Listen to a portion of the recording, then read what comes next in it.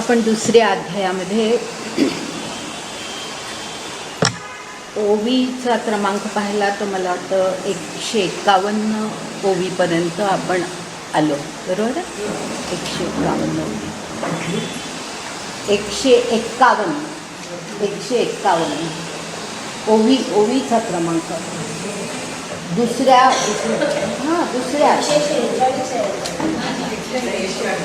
नाही. काय मिळते का ह्या बाबतीमध्ये मी आधी एकदा सांगितलं, पुन्हा सांगते की जी निराळी ज्ञानेश्वरीची आपल्याला पुस्तकं मिळतात,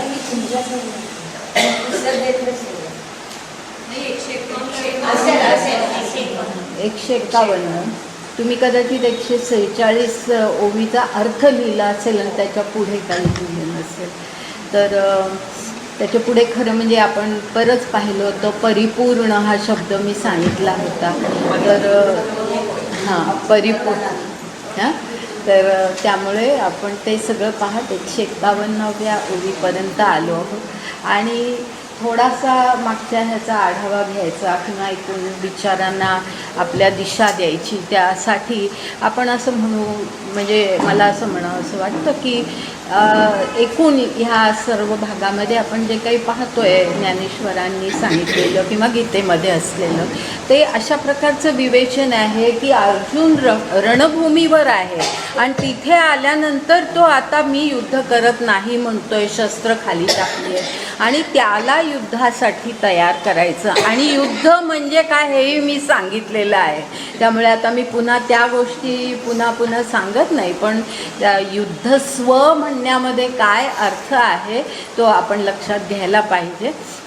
पुन्हा कधी तो भाग आला तर मी सांगेन, आत्ता या ठिकाणी सांगत नाही.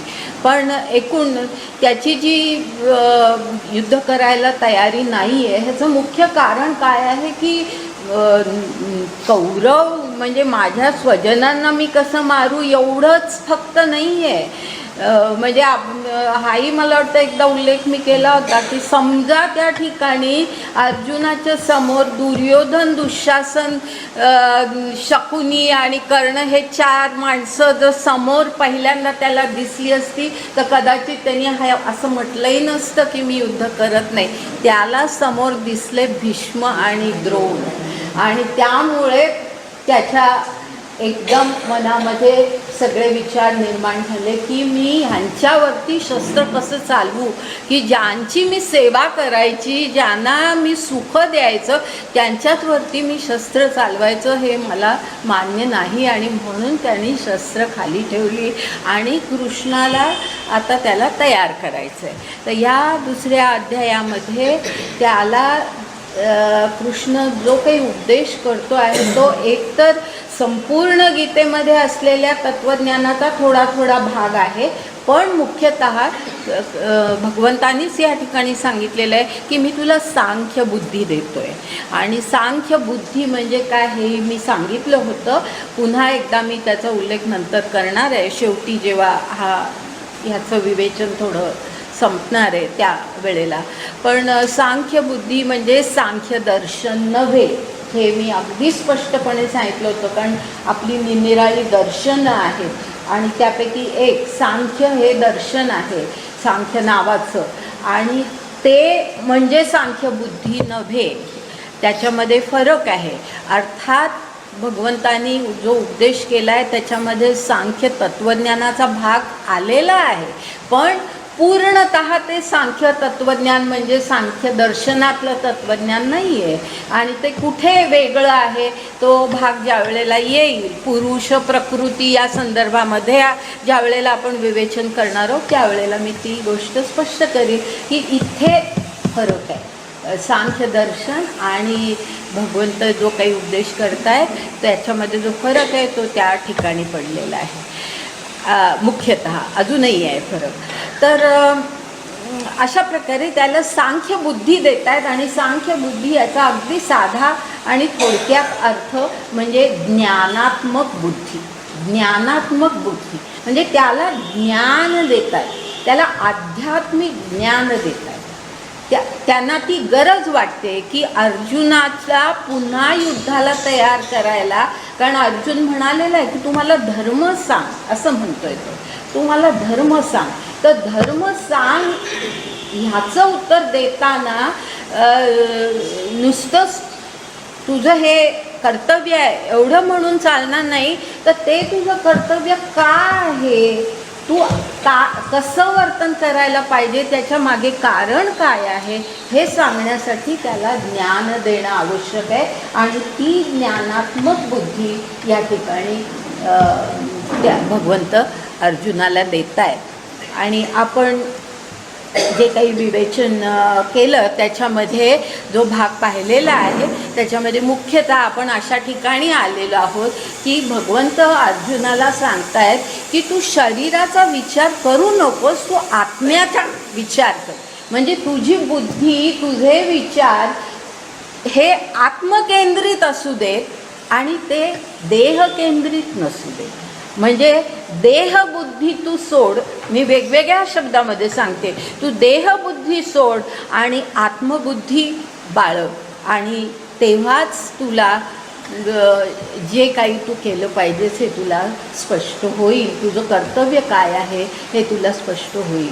आणि ती तशा प्रकारची बुद्धी त्याला देत असताना त्याला ते आध्यात्मिक ज्ञान म्हणजेच आत्मा याविषयीचं ज्ञान देत आहेत. आणि आपण अशा ठिकाणी आलो होतो की ज्या ठिकाणी तो भगवंत त्याला म्हणतायत की आत्म्याचं स्वरूप कसं असतं हे त्याला सांगायला सांगितलेलं आहे त्यांनी गेल्या काही ओव्यांमध्ये. आणि त्याच्यामध्ये मुख्यतः हा भाग आहे की आत्मा नष्ट होत नाही, आत्मा शाश्वत असतो, आत्मा हा नाशवंत नाही आहे, तो त्याचा विनाश होत नाही, तो अविनाशी आहे.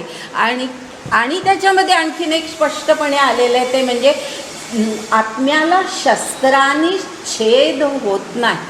आलं आहे की नाही. तर जे अर्जुनाच्या मनामध्ये विचार आहेत की आपण यांच्यावरती शस्त्र कसं चालवायचं, तर म्हणून त्याला ते सांगतायत की आत्मा हा अच्छेद्य आहे. अच्छेद्य हा शब्द आहे त्या ठिकाणी. तर अच्छेद्य आहे, तो शस्त्रांनी छेदला जाणारा नाही आहे. तर त्यामुळे तू आत्म्याचा विचार कर आणि देहाचा विचार करू नकोस. अर्थात हे जे आपण आत्तापर्यंत विवेचन केलेलं आहे त्यामध्ये आत्ता बोलताना मला एकदम सुचलं की हाही उल्लेख आवश्यक आहे की जर समजा असा विचार आपण हे केला की शरीराला मारलं तरी चालतं, कारण शरीर नाशवंतच आहे आणि आत्मा त्याचा कुठल्याही माणसाचा आत्मा काही मरणार नाही आहे असा जर आपण विचार केला तर या विचाराचा गैरफायदा कोणी घेण्याची शक्यता आहे की हा विचारच असा आहे की समजा म्हणजे अर्थात ही फार अशक्यप्राय गोष्ट आहे की जे गुन्हेगारी वर्तन करणारी माणसं असतात ते काही तत्त्वज्ञान ऐकणारी माणसं नसतात, पण तरीसुद्धा समजा कुठेतरी कधीतरी लहानपणी कधी कानावर हे विचार पडले असतील की आत्मा नाशवंत नसतो, शरीर नाशवंत असतं, शरीर हे नाहीतरी मरणारच आहे, तर काय हरकत आहे मारायला. तर असा विचार करून एखादा खुनी जो समजा म्हणाला की मी कुठे गुन्हा केला, मी म्हणजे माझा आत्मा, मी म्हणजे माझं शरीर नव्हे, गुन्हा केला तो माझ्या शरीराने केला, म्हणजे मी काही केलेला नाही आहे, अशा प्रकारे जर कोणी काही, आणि असं घडतं, अशा प्रकारची लोक असतात समाजामध्ये तत्त्वज्ञानाचा गैरफायदा घेणारी. तर असं जर कोणी म्हटलं तर त्याला खरं म्हणजे असं उत्तर द्यायला पाहिजे की हो ठीक आहे, तू काही खरोखरच तू नाही गुन्हा केलेला, तुझ्या शरीराने केला. आणि त्यामुळे काय आहे की तुला फाशीची शिक्षा जी दिलेली आहे ती तुझ्या शरीराला दिलेली आहे, तुला काही, तुझ्या आत्म्याला काही त्यांनी होणार नाही, तुझा आत्मा तसाच राहणार आहे. आणि ज्या न्यायाधीशाने ती तुला दिली शिक्षा ते सुद्धा शरीरच होतं, त्यामुळे तू त्याचाही काही राग धरू नकोस. तर हे अशा प्रकारे अशा माणसांना अशी उत्तरं द्यावी लागतात. तर असा तत्त्वज्ञानाचा काही वेळेला गैरफायदा घेतला जातो आणि खरोखरच घेतला जातो. म्हणजे याच बाबतीत असं नाही की काही माणसं तसाही तत्त्वज्ञानाचा उपयोग करतात. आणि माझ्या परिचयामध्ये एक गृहस्थ होते की जे अत्यंत तरकट आणि सर्वांशी भांडण आणि सर्वांचे फक्त दोष दाखवायचे आणि वाटेल त्या प्रकारे अपमान करायचा, कोणालाही कसंही वागवायचं, अशा प्रकारचा माणूस तो होता. आणि हे जे काही त्याचं वागणं होतं त्याचं म्हणजे समर्थन, जस्टिफिकेशन कशा प्रकारे तो देत असे की तो म्हणायचा की जशी भगवंतांनी अर्जुनाची नेमणूक केली ना तशी माझीही केलेली आहे, त्यामुळे मला तुम्ही कोणी दोषी धरू नका, भगवंतानीच मला नेमलं आहे सगळ्यांना हे करायला, जागेवर हे कर. असा तत्त्वज्ञानाचा फायदा घेणारे लोक असतात. आणि हे आत्ताच नाही, हे अगदी फार पूर्वीपासून म्हणजे आपल्या संतांच्या काळात सुद्धा हे अशा प्रकारचे लोक होते. आणि त्यामुळे तुकारामाने इतकं बरोबर सांगितलेलं आहे की असा जो तत्त्वज्ञानाचा गैरफायदा घेणारा माणूस असतो त्याच्या बाबतीत तुकाराम असं म्हणतात, ते हो नाठाळाच्या माथा काठी तो ते आहेत. पण त्यांनी म्हटले ऐशा नरा मोजून माराव्या पैजारा. पैजारा म्हणजे वाहणा, खेत्रांनी मारावं दुर्जनाला, असं तुकारामांनी स्पष्ट म्हटलेलं आहे. आणि ते अशा बाबतीत आहे, म्हणजे दुर्जन म्हणजे असा जो तत्त्वज्ञानाचा काहीतरी गैरफायदा घेतो आणि काहीतरी वाटेल ती कृत्य करतो त्याला. आणि तुकारामांच्या काळामध्ये ते घडत होतं आणि त्यामुळे त्यांनी असं म्हटलेलं आहे की मोजून माराव्या पैजारा. तर हे असं असतं. तर त्यामुळे हे जे तत्त्वज्ञान आहे ह्याचा कोणी गैरफायदा घेऊ नये ह्याचाही आपण विचार करायला पाहिजे.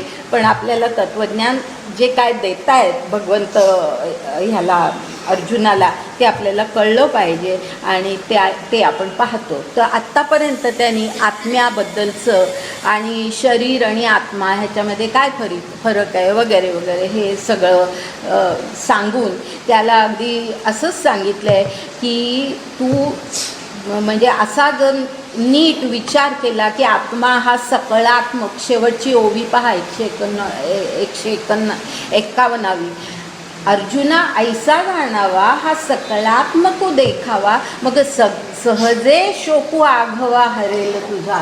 असं ते म्हटलेलं आहे की तूच आत्मा हा सगळ्यांमध्ये आहे, तो आत्मा. आणि हे मी सांगत आलेली आहे, एकच परमात्मा. गीतेचं ज्ञानेश्वरीचं हे तत्त्वज्ञान आहे.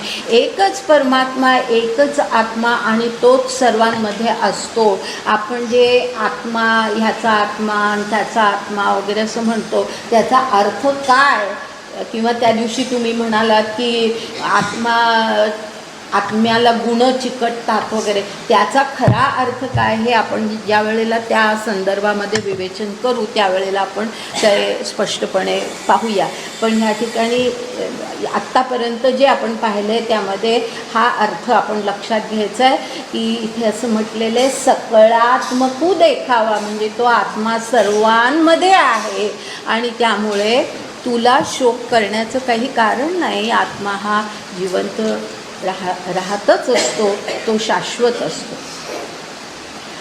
आता आपण पुढे जातो, म्हणजे 26वा श्लोक जो आहे त्याच्या पुढच्या ओव्या आता आपण पाहतो. आणि त्यामध्ये पहिल्यांदा मी सगळ्या ओव्या घेत नाही, तुम्हाला माहिती आहे.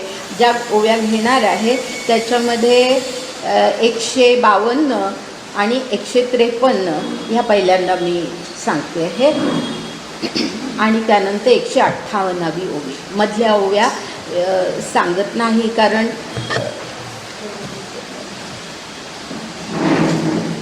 किंवा सगळ्या सांगते, काही हरकत नाही. आता 52वी ओवी आपण पाहतो की अथवा ऐसा नेणसी तू अंतवंतची हे मानसी, तरी शोचू न पवसी पंडुकुमारा.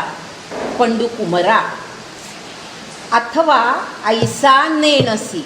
ह्याचा अर्थ असा की जे मी तुला आत्तापर्यंत सांगितलं हे तुला पटलं नसेल की आत्मा शाश्वत असतो वगैरे वगैरे, जे मी सांगितलं हे तुला जर पटलं नसेल आणि तुला जर असं वाटत असेल की काय आत्म्याबद्दल हे सांगतायत, शरीर तर मरतंच ना, शरीर मरताना आपण प्रत्यक्ष आपण बघतोच.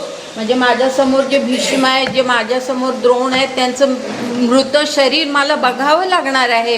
म्हणजे शरीर मरतं ही सत्य घटना माझ्या डोळ्यासमोर असताना मी तुमचे हे विचार कसे मानू. असं जर समजा तुला वाटत असलं की शरीर मरतं आणि मग शरीराबरोबर आत्माही मरतो आणि मग शरीर जेव्हा जन्मतं तेव्हा जन्मत असेल आत्मा, अशा प्रकारचे समजा तुझे विचार असतील, त्याला ते नेणसी म्हटले. नेणसी ह्याचा अर्थ तुम्हाला माहिती आहे आता ना, की जाणणं आणि नेणणं ह्याच्यामध्ये हे दोन परस्पर विरोधी शब्द आहेत. जाणणं म्हणजे आपल्याला कळणं आणि नेणणं म्हणजे आपल्याला न कळणं.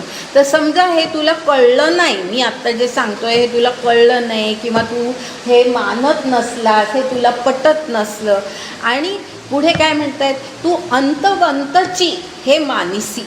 म्हणजे अंतवंत हाही शब्द गेला आहे आपल्याला, आठवते ना.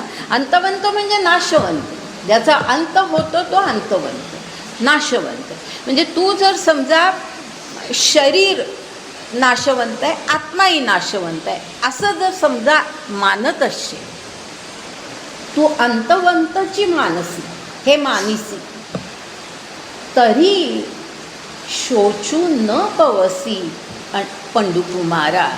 म्हणजे जर समजा तुला असे तुझे विचार असतील, मी सांगतो हे तुला पटलेलं नाही आहे आत्म्याबद्दलचं, आणि तू जर असा विचार करत असशील की शरीर तर मरणारच आहे, मी पाहणार आहे डोळ्यांनी शरीर मेलेलं, आत्माही मरत असेल, अशा प्रकारचे तुझे विचार असतील, तरीसुद्धा शोचू न पवसी. ह्याचा अर्थ तू शोक करणं योग्य नाही, तू शोक करणं योग्य नाही.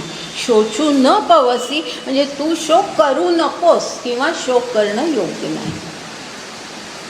पंडुकुमारा म्हणजे अर्जुना तू शोक करू शकत नाहीस किंवा तू शोक करणं योग्य नाही, ते बरोबर ठरणार नाही. आता का बरोबर ठरणार नाही तर ते पुढे सांगितले, जे आदी स्थिती अंतू हा निरंतर असे नित्य, जैसा प्रवाहो अनस्त्युतू गंगा जळाचा. म्हणजे या ठिकाणी आपण ह्याचा जो शेवट आहे तिथून सुरुवात करू. गंगा जळाचा प्रवाह, गंगेच्या पाण्याचा प्रवाह. गंगा ह्याचा अर्थ अनेक ठिकाणी ज्ञानदेवांनी गंगा हा शब्द वापरला आहे, पण त्याचा अर्थ नदी असा आहे, कुठलीही नदी. तर गंगाजळाचा प्रवाह हा आपल्याला कसा दिसतो, अनस्युत म्हणजे अखंड. आपण तर कुठेही, आपण हरिद्वारला जा आणि कुठे आपले गंगेची ठिकाणं बघायला आपण जातो तर त्या ठिकाणी आपल्याला काय दिसतं, गंगा वाहते, निरंतर वाहते, अखंड प्रवाह आहे, खळाळत गंगेचा प्रवाह पुढे जात असतो. म्हणजे आपल्याला तो फक्त तो दिसतो काय तर तो वाहणारा प्रवाह दिसतो. पण ते काय म्हणतात, आता आपण ह्या पहिल्या, जे आदी स्थिती अंतू, म्हणजे हा जो गंगाजळाचा प्रवाह आहे तो आपल्याला वाहताना दिसतो तेव्हा असं वाटतं की काय गंगा वाहते, अखंड आहे ही. पण त्या गंगाजळाला सुद्धा आदी आहे, स्थिती आहे आणि अंत आहे. तर आदी स्थिती अंतू म्हणजे सगळ्या गोष्टींना, म्हणजे गंगाजळाचं त्यांनी उदाहरण दिलं आहे, पण त्या उदाहरणावरून त्यांना असं सांगायचं की प्रत्येक गोष्टीला आदी आहे, स्थिती आहे. म्हणजे जो अखंड प्रवाह दिसतो आपल्याला तो स्थितीची अवस्था आहे आणि त्याला पुढे कधीतरी अंत आहे, कारण प्रत्येक नदी ही शेवटी समुद्राला मिळणारच आहे. तो कुठेतरी ती सुरू होणार, कुठेतरी उगम पावणार. मधला प्रवाह आहे तो स्थितीचा काळ आहे आणि त्यानंतर शेवटी ती कुठेतरी समुद्राला मिळणार, म्हणजे तो अंत आहे. आणि असं हे नित्य घडत असतं. असं हे नित्य घडत असतं. आणि गंगाजळाचं म्हणताना त्यांना प्रत्येकाच्या बाबतीमध्ये म्हणजे आपल्या सर्वांच्या बाबतीमध्ये हे सांगायचं आहे की मनुष्य जीवनसुद्धा तसंच असतं. त्याला आधी असतं, स्थिती असते, अंत असतो. हे मनुष्य जीवनाचं सुद्धा सूत्र तेच आहे असं त्यांना सांगायचं आहे. आता गंगाजळाच्या बाबतीत किंवा नदीच्या पाण्याच्या बाबतीत ते काय पुढे म्हणतायत, ते म्हणतात ते आधी नाही खंडले, समुद्री तरी असे मिनले, आणि जातची मध्ये उरले दिसे जैसे. म्हणजे ते आधी नाही, आधी याचा अर्थ सुरुवातीला जेव्हा त्याचा उगम होतो तेव्हा लगेच काही ते खंडून जात नाही, संपून जात नाही. गंगाजळ कुठल्याही नदीचा आपण उगम पाहिला तर तो इतका असं पाणी नुसतं झिरपत असतं, काही वेळेला दिसतं, काही वेळेला दिसतसुद्धा नाही. म्हणजे ते अगदी झिरपणारा लहानसा असा तो प्रवाह हे असतो, पाणी असतं. आणि पण ते तिथे खंडत नाही, ते पुढे जातं. आणि मग काय होतं, समुद्री तरी असे मिनले, म्हणजे शेवटी ते समुद्राला मिळतं. मिनले म्हणजे समुद्रामध्ये ते लय पावतं, ते मिळून जातं त्याच्यामध्ये, मिनले. आणि जातची मध्ये उरले दिसे जैसे, मधला जो भाग आहे प्रवाहाचा तो आपल्याला दिसतो आणि आपल्याला असं वाटतं काय निरंतर गंगा अखंड वाहते, काय सुंदर गंगेचा प्रवाह आहे. पण त्याला हे जे दोन हा शेवटचा आणि आधीचा जो भाग आहे तो आपण लक्षातच घेत नाही. तर पुढे इये तिन्ही तयापरी, सरसीच सदा अवधारी, भूतांसी कवणी अवसरी ठाकतीना. म्हणजे इये ह्याचा अर्थ जे मी मगाशी म्हणत होते की ह्या ठिकाणी त्यांना जे गंगेचं उदाहरण देऊन त्यांना मानवी जीवनाबद्दल बोलायचं आहे. तर ते ह्या ठिकाणी इये ह्याचा अर्थ तो आहे की मानवी जीवनसुद्धा कसं असतं किंवा शरीर कसं असतं. तर इये तिन्ही किंवा संबंध सगळं म्हणजे जे काही एक जिवंत सजीव सगळी सृष्टी आहे, हे सगळं विश्व आहे, हे सगळ्याच्या बाबतीत हेच आपल्याला दिसतं. इये तिन्ही म्हणजे ह्या ज्या तीन गोष्टी सांगितल्या, आदी मध्य आणि अंत, हे तिन्ही, त्या तिन्ही याचा अर्थ तो आहे की इये तिन्ही तयापरी, म्हणजे ह्या सगळ्याला हे तीनही गोष्टी त्याच्या बाबतीमध्ये घडत असतात. सरसीच सदा म्हणजे सरस ह्याचा अर्थ सर्वांच्या बाबतीमध्ये असंच घडतं, नेहमी सदा सर्वांच्या बाबतीमध्ये नेहमी असंच घडतं. अवधारी, ऐक अर्जुना ऐक, हे असंच घडतं. भूतासी म्हणजे सर्व भूतांच्या बाबतीमध्ये हे असंच घडतं. भूतासी कवणी अवसरी ठाकतीना. ठाकतीना ह्याचा अर्थ म्हणजे ह्या तीन अवस्था ज्या आहेत आपल्या जीवनाच्या त्याच्यातून कोणी सुटत नाही. ठाकतीना ह्याचा अर्थ की हे सगळ्यांच्या बाबतीमध्ये घडतं, ह्याच्यातून कोणी सुटत नाही. ठाकतीना कुठल्याही वेळी ह्या तिन्ही अवस्था नेहमी असतात आणि कोणाच्याही बाबतीमध्ये ते कधी म्हणजे नाही आहे असं घडत नाही. म्हणून हे आघवे एथ तुझ न लगे शोचावे, जे स्थितीची हे स्वभावे अनादी ऐसी. म्हणजे म्हणून अर्जुना, म्हणून सर्वांबद्दलचा शोक कशासाठी करायचा. आघवे म्हटलं ना त्याच्यामध्ये सर्व असं आहे, सर्वांबद्दलचा म्हणजे भीष्म द्रोण तर झालेच, पण कोणाही बद्दलचा कोणाही बद्दलचा शोक आपण कशासाठी करावा? एथ तुझं न लगे शोचावे, म्हणजे शोचे ह्याचा अर्थ शोक करणं, शोक. असं तू कोणाच्याही बाबतीमध्ये तू शोक करू नकोस. म्हणजे आता भीष्म द्रोण काय पांडवांच्या बाजूचे कित्येक ह्या युद्धामध्ये मृत होणारच होते आणि झालेच ना. अभिमन्यूचा सुद्धा नाही का वध झाला.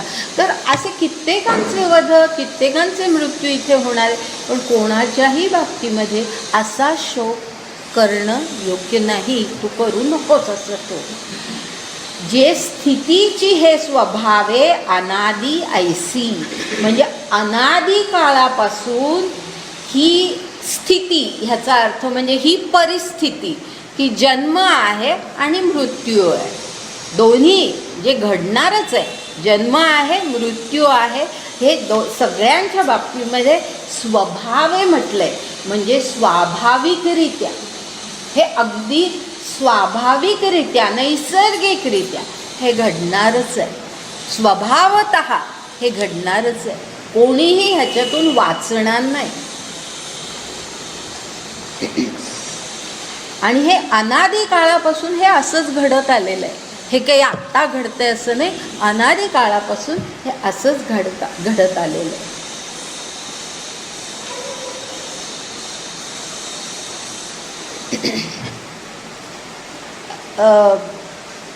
हे जे ह्या ठिकाणी आहे ना की किंवा अजून थोड्या पुढच्या ओव्या घेते आणि मग पुढे सांगते. ना तरी हे अर्जुना नयेची तुझी या मना, जे देखोनी लोकू अधीना जन्मक्षया. म्हणजे अर्जुनाला ते काय म्हणतात की हे जो शेवटचा भाग आहे ना, देखोनी लोकू अधीना जन्मक्षया, म्हणजे लोक सगळी माणसं जन्मतात आणि क्षय होतं, म्हणजे ते नष्ट पावतात. हे देखोनी, लक्षात आलं?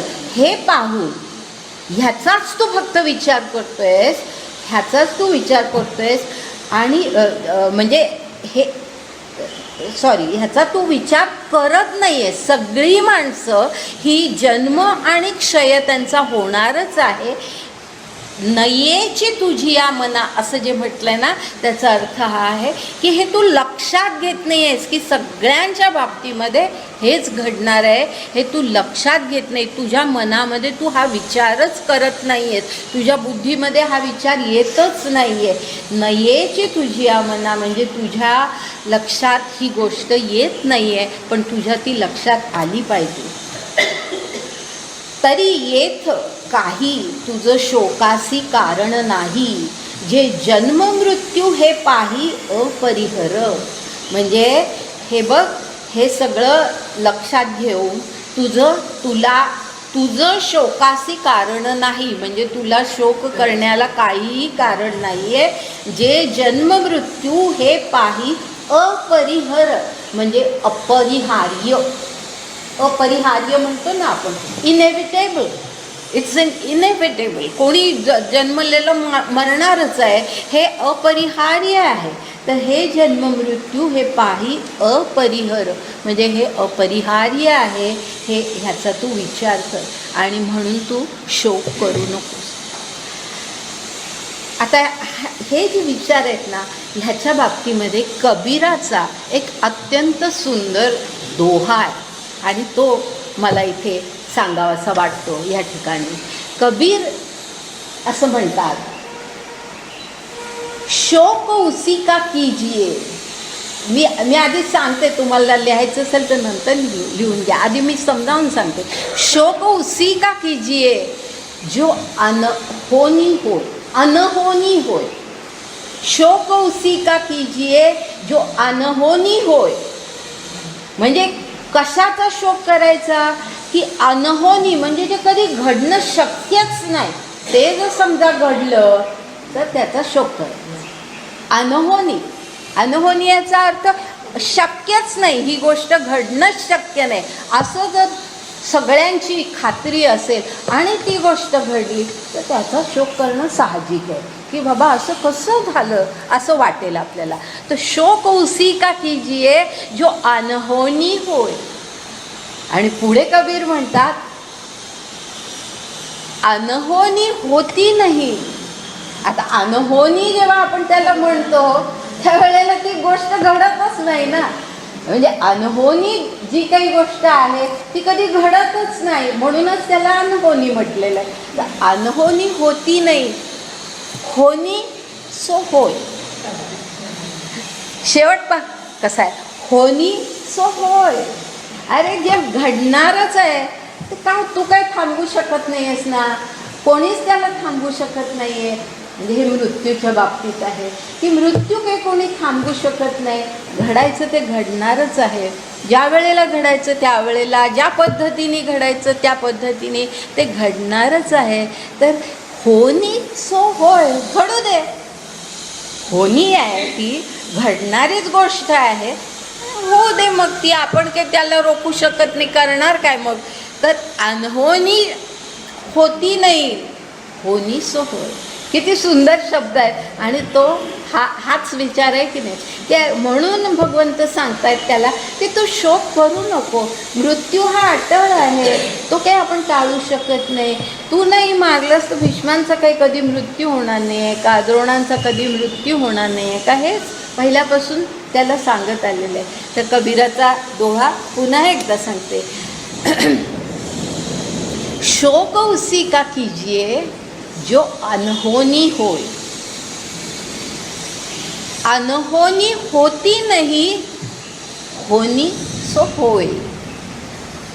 लक्षात आलं. सुंदर आहे दोहा. आणि तो अगदी ह्या ठिकाणी इतका बरोबर हेच विचार सांगणारा दोहा आहे. आणि कबीर इतका कुठे पोचलेले असे होते की त्यांना हे सगळं म्हणजे सगळ्या जीवनाकडे कशा दृष्टीने पाहावं हे अगदी पूर्ण, म्हणजे ज्याला आपण आत्मसाक्षात्कार म्हणतो, ती खरोखरच गोष्ट घडलेली अशी जी थोडीफार माणसं ना, त्याच्यामध्ये कबीरांचा उल्लेख करायला काहीच हरकत नाही. की खरोखर त्यांना जीवन म्हणजे काय हे पूर्ण कळलं होतं, त्यालाच आत्मसाक्षात्कार म्हणतात.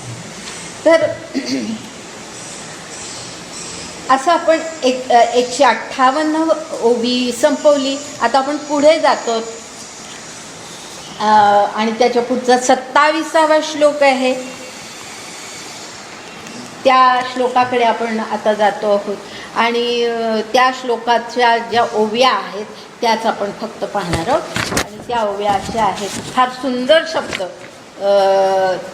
ज्ञानदेवांनी ह्या ठिकाणी वापरलेले आहेत जीवनाचं स्वरूप सांगण्यासाठी आणि एकूण आपलं तत्त्वज्ञान सांगण्यासाठी. फार सुंदर शब्द वापरले आहेत. उपजे ते नाशे, नाशले पुनरपी दिसे. उपजे ते नाशे, नाशले ते पुनरपी दिसे. पुन्हा येतं ते जगामध्ये. जे नाश झालेलं आहे ते पुन्हा जगामध्ये कुठल्या ना कुठल्या स्वरूपामध्ये येतं. उपजे ते नाशे, नाशले पुनरपी दिसे. हे घटिका यंत्र तैसे परिभ्रमेगा. घटिका यंत्र ह्याचा अर्थ रहाट गाडगं असतं ना, विहिरीवरती लावतात ते रहाट गाडगं. ते कसं फिरतं ना, चक्र असतं ना, ते फिरतं. हे खाली जातो भाग, पाणी भरतं, वर येतं, हे चालू राहतं. ते परिभ्रमे ह्याचा अर्थ चक्राकार ते फिरत राहतं. तर ते घटिका यंत्र तैसे परिभ्रमेगा. म्हणजे रहाटगाड जसं चक्रवत फिरत राहतं तसं हे जन्म मृत्यू जे आहे ते अशाच प्रकारे असतो की मृत्यू होतो, पुन्हा जन्म होतो, त्याचा परत मृत्यू होतो. म्हणजे उपजे ते नाशे, नाशले पुनरपी दिसे. ना तरी उदो असतू आपेसे, अखंडित होत जात जैसे. हे जन्म मरण तैसे अनिवार्य जगी. म्हणजे उदो असतू म्हणजे सूर्याचा उदय होतो, अस्त होतो. आपैसे ते घडतच असतं, आपण काही ते थांबवू शकत नाही, ते घडतच असतं. अखंडित होत जात जैसे अखंडिता आहे, ते वर्षानुवर्ष अनादि काळापासून चालूच आहे. हे जन्ममरण तैसे अनिवार्य जगी. सोपा आहे ना अर्थ, की काही याच्यामध्ये सांगण्यासारखं नाही, की जन्ममरणाचं स्वरूप ते सांगतायत. महाप्रलय अवसरे हे त्रैलोक्यही संहरे म्हणून हा परिहरे आदी अंतू. म्हणजे महाप्रलय झाला आपल्या तत्त्वज्ञानानुसार असं होतं. काही वेळेला महाप्रलय होऊन संपूर्ण सृष्टी, संपूर्ण ब्रह्मांड नष्ट होतं आणि पुन्हा नवीन काळ सुरू होतो. तर असे आपल्या ह्याच्यामध्ये सत्ययुग, त्रेतायुग, द्वापरयुग आणि कलियुग अशी 4 युग जी सांगितली आहेत, ही अशी चक्राकार रीतीने घडत असतात. तर ते संपूर्ण त्रैलोक्य ही हरे, म्हणजे सगळं त्रैलोक्य नष्ट होईल म्हणून हा परिहरे आदी अंतू. म्हणजे हे असंच घडत चालू आहे हे तू लक्षात घे. परिहरे म्हणजे ह्याला हे असंच आहे, त्याला काही दुसरं हे नाही, म्हणजे त्याच्यामध्ये कधी बदलच होणार नाही, हे चालूच राहतं असं तू लक्षात घे, असं ते अर्जुनाला सांगतात. पुढे जाते. तू जरी हे ऐसे मानसी तरी खेदू का करीसी, काय जाणताची नेणसी धनुर्धरा. म्हणजे तू जर हे असं, ह्या ठिकाणी 2 प्रकारे अर्थ घेता येतो, की तू ऐसे मानसी म्हणजे तू असं जर मानलंस असाही अर्थ घेता येतो. आणि जर तुला हे माहिती असेल, हे जर तू जाणत असशील, मी जे तुला आत्ता सांगितलं की मृत्यू आणि जन्म हे असं चक्र फिरत असतं, हे तर तुला माहिती आहे ना.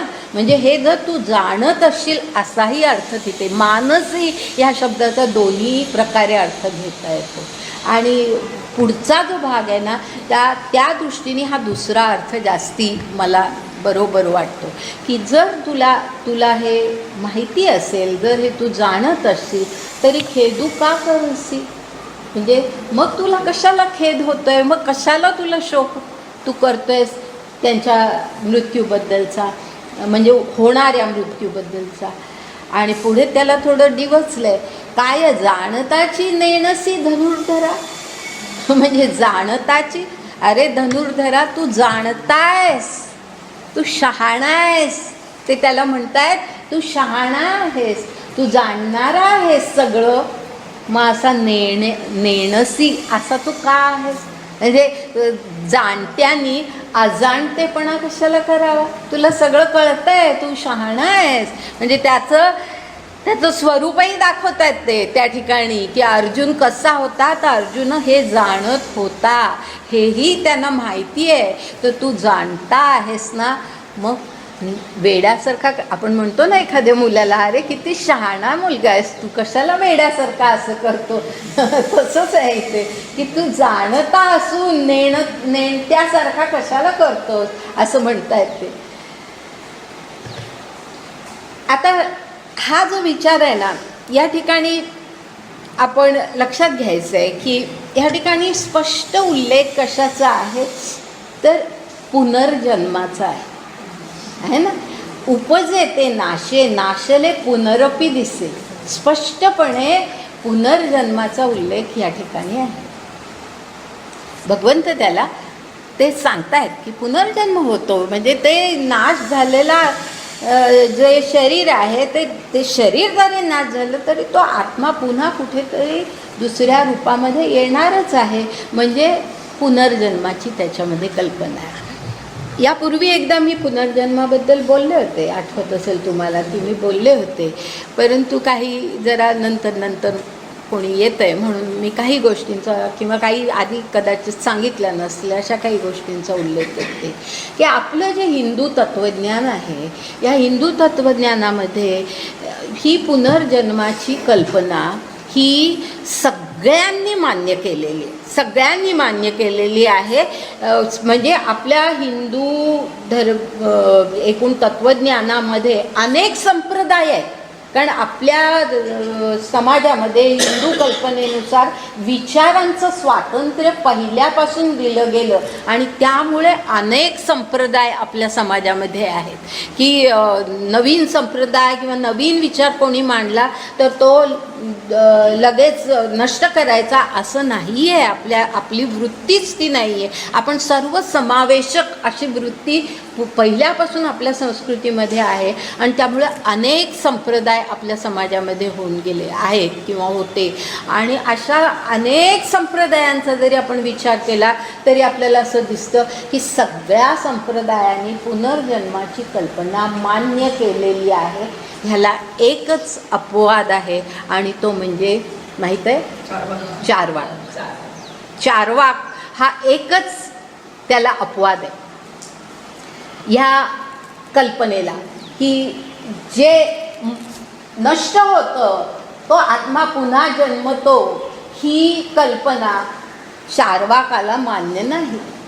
त्यांनी म्हटलेलंच आहे, भस्मीभूतस्य देहस्य पुनरागमनम कुतः, असं म्हणतो तो की एकदा भस्म झालं, राख रांगोळी झाली देहाची की पुन्हा कुठे येणार आहे तो देह, म्हणजे नाही, संपला तो. त्याच्या पुढे तो आत्मा आणि असले काही विचार नाही. आणि म्हणून तो पुढे असंही म्हणजे असा विचार सांगून एकूण त्यांनी अशा प्रकारे विचार मांडले की जोपर्यंत तुम्ही जिवंत आहात तोपर्यंत मजा करून घ्या.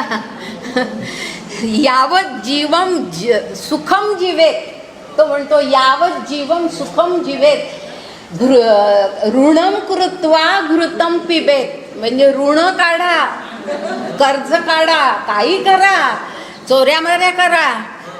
चोऱ्यामाऱ्या करा म्हणत नाही, मी ॲड करते कारण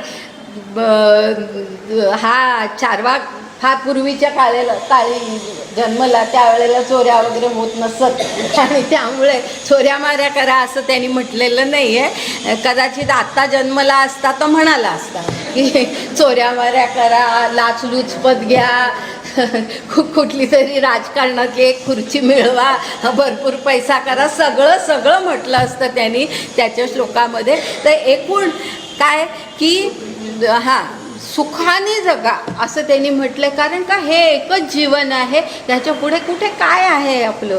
आणि अशा प्रकारची विचारसरणी ही चारवाकांनी आपल्या समाजामध्ये मांडली. अर्थात त्याला फारसा पाठिंबा मिळाला नाही आणि त्यामुळे ती फारच लवकर संपुष्टात आली. पण ही अशा प्रकारची विचारसरणी पाश्चात्य देशांमध्ये सुद्धा आहे की हा एकच जन्म आहे आणि सुखाने आपण जगायचं आहे, त्यामुळे काही कसले विचार करायचे नाहीत, हा आजचा क्षण हा आपला आहे, अशा प्रकारचे विचार तिथेही आहेत. आणि त्यांच्या धार्मिक एकूण विचारसरणीमध्ये हे अशा प्रकारचे सगळे आत्मा आणि पुनर्जन्म आणि अशा कल्पना बऱ्याच वेळेला नाही आहेत किंवा बऱ्याच त्यांच्या संप्रदायांमध्ये नाही आहेत. आणि पण तरीसुद्धा एक विचार करण्यासारखी गोष्ट आहे की अशा देशांमध्ये जिथे असं तत्त्वज्ञान आहे, म्हणजे हे पाश्चात्य तत्त्वज्ञान जिथे आहे, त्यांचे ही विचारसरणी जिथे आहे की एकच जन्म ही विचारसरणीसुद्धा जिथे आहे तिथेसुद्धा पुनर्जन्म होतो ह्या बाबतीमध्ये संशोधन अनेक लोक करत असतात.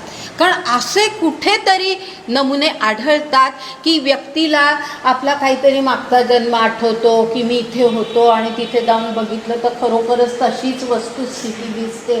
अशा प्रकारची अनेक उदाहरणं म्हणजे केस स्टडीज ज्याला म्हणतात, असे केस स्टडीज केलेले असे संशोधनंसुद्धा आहेत कित्येक. आणि काय सांगावं की कदाचित काही काळानंतर आज जरी हे काही शास्त्रीयरित्या स्पष्ट झालेलं नसलं तरीसुद्धा कदाचित काही शतकांनंतर असे काही शोधसुद्धा लागतील. तर त्यामुळे आपण कशाला असं म्हणायचं की पुनर्जन्म कधी होतच नाही. आपल्या संस्कृतीमध्ये ती मान्य कल्पना आहे, ती आपण गृहीत धरूया आणि आपण पुढे जाऊया. आता आणि पहा, एक्झिस्टन्स मान्य केलंय पाश्चात्याने. आत्म्याचं एक्झिस्टन्स आहे, पण सोल असं ते म्हणतात. पण त्यांची सोल ही जी कल्पना आहे ना त्याच्यामध्ये आपल्यापेक्षा थोडा फरक आहे. आणि कसा फरक आहे, अनेक बाबतीत आहे की सोल आणि आपल्या ह्याच्यामध्ये तो तो आत्मा, मग त्याचं कर्म, मग ते कर्म संचित कर्म, क्रियमाण कर्म, प्रारब्ध कर्म, असे अनेक कर्मांचे सुद्धा प्रकार. आणि मग त्याच्यातून मग त्या आत्मा म्हणजे आत्मा जरी हे नसला तरी आपल्यामध्ये जी कल्पना आहे की त्या कर्मानुसार त्याला पुन्हा जन्म प्राप्त होतो, ही जी कल्पना आहे ना, अशी नाही. आणि आजकाल मी तुम्हाला सांगते की मी अगदी अलीकडेच म्हणजे अमेरिकेमध्ये अगदी आत्तापर्यंत मी होते, आणि आजची जी पिढी आहे ना, अगदी म्हणजे माझी मुलगी आहे, माझा जावई हिंदू नाही आहे, तो ग्रीक आहे. माझा जावई ग्रीक आहे, ख्रिश्चन ग्रीक, आणि कॅथलिक म्हणजे अगदी ऑर्थोडॉक्स ग्रीक आहेत ते लोक. तर म्हणजे ग्रीक लोक सगळी अतिशय ऑर्थोडॉक्स ह्याची असतात, त्यांचं सगळं हे वेगळ्या असतात. पण ही मुलं म्हणजे माझ्या जावयाच्या तोंडी मी एकदा कर्म हा शब्द ऐकला. म्हणजे तर असं कोणाबद्दल तरी त्यांची चर्चा चालली होती, माझ्या मुलीची आणि त्याची, की कोणातरी त्यांच्या नातेवाईकांबद्दल ते बोलत होते की असं किती नुकसान झालं आहे, असं झालं आहे, तसं झालं आहे, किती ह्या फॅमिलीमध्ये किती डेथ्स झाल्या आणि किती प्रॉब्लेम्स झाले वगैरे. तर माझा जावई एकदा पटकन म्हणाला, इट्स कर्मा. तर मला काय वाटलं की मी ऐकायला चुकते, काहीतरी वेगळा शब्द बोलला आहे, मला ते आपलंच तत्त्वज्ञान डोक्यामध्ये असल्याने मी कर्मा ऐकते. म्हणून म्हटलं की व्हॉट डू यू से. तर मला म्हणाला या ऑफकोर्स इट्स कर्मा. तर मला मग त्यांनी ते एक्सप्लेन केलं की त्यांनी जे काय पूर्वी केलेलं आहे, त्यांनी म्हणजे पूर्वी याचा अर्थ आपण कर्माची जी कल्पना घेतो ना, की पूर्वीच्या जन्मांपासूनचं कर्म ही जी आपली कल्पना ना, ती नव्हती त्याला माहिती, त्याच्या असं म्हणणं. आणि ते आजच्या पिढीमध्ये तिथे दिसतं. कारण माझी मुलगी पण म्हणाली, अगं आई ह्याच्यात काही नवल नाही, सगळ्यांना हे माहिती आहे की जे असं बोलतो आम्ही सगळे की या जीवनामध्ये आपण ज्या काही चुका करतो त्या आपल्याला भोगाव्या लागतात, त्याला उद्देशून ते कर्म असं म्हणतात. पण कर्म हा शब्द म्हणजे आपले किती शब्द त्यांनी उचलले आहेत, म्हणजे ते वापरतात ही लोक अमेरिकेमध्ये. मी अगदी स्वतः पाहिले, कर्म आहे, गुरु आहे, मंत्र आहे, मंत्रा वगैरे असं, योगा वगैरे, हे सगळं तिथे हळूहळू जायला लागलेलं आहे. तर ते तुम्ही सोल म्हणालात म्हणून सांगते की ती कल्पना आणि आपली सोल ह्याची किंवा आत्मा ह्याची कल्पना आणि विशेषतः गीतेतली आत्मा ह्याची कल्पना फारच वेगळी. गीतेनुसार आत्म्याची कल्पना कसं आहे ते आपल्याला हळूहळू स्पष्ट होईल. बघा तुम्ही किती वेगळी आहे ती. तर हे पुनर्जन्माबद्दल मला फक्त एवढंच आणखीन सांगायचं आहे की आपण सुद्धा पहा की अगदी आपल्याला संशोधनं काही आपण केली नाही, पण कित्येक वेळेला असं दिसतं ना की एखादं अगदी लहान मूल, काय आता ज्ञानदेव हेच केवढं उदाहरण आहे, काय लहान वयामध्ये 15व्या वर्षी त्यांनी ज्ञानेश्वरी सांगितली, निरूपण केलं की जी आज आपल्याला 50 होऊन गेली की 60 होऊन गेली तरीसुद्धा आपल्याला काही ती समजतही नाही. ती 15व्या वर्षी सांगितली. कुठून हे सगळं आलं, कुठून?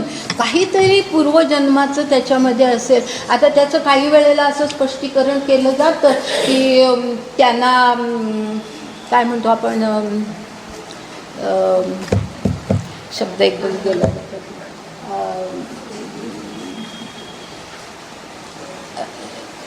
आठवला की सांगेन. पण डिवाइन पॉवर नाही. बरं, परवा कोणीतरी हा शब्द वापरला होता, बरं नंतर सांगते. तर असं दिसतं आपल्याला की इतक्या लहानपणामध्ये ते हे कार्य करू शकले. आता तशी कित्येक आपण आत्तासुद्धा आपण पाहतो की किती लहान मुलं काय सुरामध्ये गातात. म्हणजे जे सुरांचं ना, म्हणजे हे मोठे मोठे गायक आहेत ते सांगतात की एक एक सूर गळ्यात बसवायला 6-6 वर्ष लागतात. इतकी त्याची हे करावी लागते, त्यावेळेला तो सूर बसतो गळ्यामध्ये. आणि ही एवढी लहान मुलं काय गातात, कोण सतार वाजवतो, कोण काय वेगवेगळ्या कला, काही गणिती, म्हणजे काय आपल्याला शकुंतला देवी तर माहिती आहे, पण काही अगदी लहान वयामध्ये अत्यंत मोठी मोठी गणितं. माझ्या नात्यात हे उदाहरण घडलेलं आहे. माझी म्हणजे ती माझ्या आईची एक बहीण होती जी जगली नाही, फार लहान असतानाच वारली. पण ती इतकी लहान होती की अशी बसल्या जागी घरामध्ये कोणाचं तरी लग्न होतं आणि सोनार त्यावेळेला घरी येत असे आणि ते काय काय दागिने बनवायचे, मग त्याची किती किंमत होईल वगैरे असं घरातली मोठी माणसं बसली होती आणि ते खेळणारं असं रांगणारं मुलं होतं, ती बसली होती, थोडंसं बोलत होती. आणि त्यांनी हे सांगितलं की एवढं एवढं ह्याची ही किंमत, ह्याची ही किंमत. त्या माणसानी किंवा इतरांनी, मोठ्या माणसांनी हिशेब सांगायच्या आधी ह्या मुलीनी हिशेब सांगितला. आणि हे माझ्या घरातलं म्हणजे तिचं नाव उषा होतं आणि ती वाढली खूप लवकर. पण हे असं घडू शकतं. तर हे का कुठून येतं? हां, संचित म्हणा, अनेक नाही, पूर्वजन्मांमध्ये त्या विशिष्ट ह्याचं अनेक प्रयासन हे ज्ञानेश्वरीमध्ये पुढे येणार आहे आपल्या, की केलेलं आपण जो काही प्रयास असतात ते वाया जात नाही, ते पुढे आपल्याला हे होतात, पुढच्या जन्मी ते उपयोगी येतात असं ज्ञानेश्वरांनी म्हटलेलं आहे पुढे एका ठिकाणी. तर हे पुनर्जन्म आपण नाकारू शकत नाही. तर म्हणून जरी आधुनिक काळामध्ये अनेकांना कसला पुनर्जन्म, काय आपल्याला माहिती आहे का, दिसतं का वगैरे असं म्हणणारी लोक असली तरीसुद्धा ह्या काही गोष्टी आपण विचारात घेण्यासारख्या असतात. चला आता आपण पुढे जाऊया. आता पुढे 163वी ओळी आहे. एथ आणिकही एक पार्था, तुझं बहुती परी पाहता, दुःख करावया सर्वथा विशो नाही. म्हणजे ते म्हणतायत की भगवंत म्हणतायत की तुला पार्था मी आणखी पण एक असं कारण सांगतो किंवा आणखी एक अशी परिस्थिती सांगतो की ती जर तू लक्षात घेतलीस तर तुला दुःख करायला काहीही कारण नाही, विशो नाही. याचा अर्थ दुःख करायला कारणच नाही.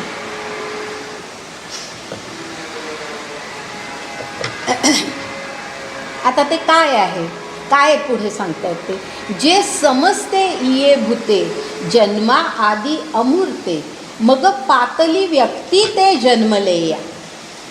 म्हणजे जे समजते इये भूते, भूत हा शब्द मी एकदा सांगितला आहे, बरोबर आहे, आठवतं तुम्हाला? भूत ह्याचा अर्थच असा की जो जन्मतो आणि मृत पावतो त्याला भूत म्हणतात.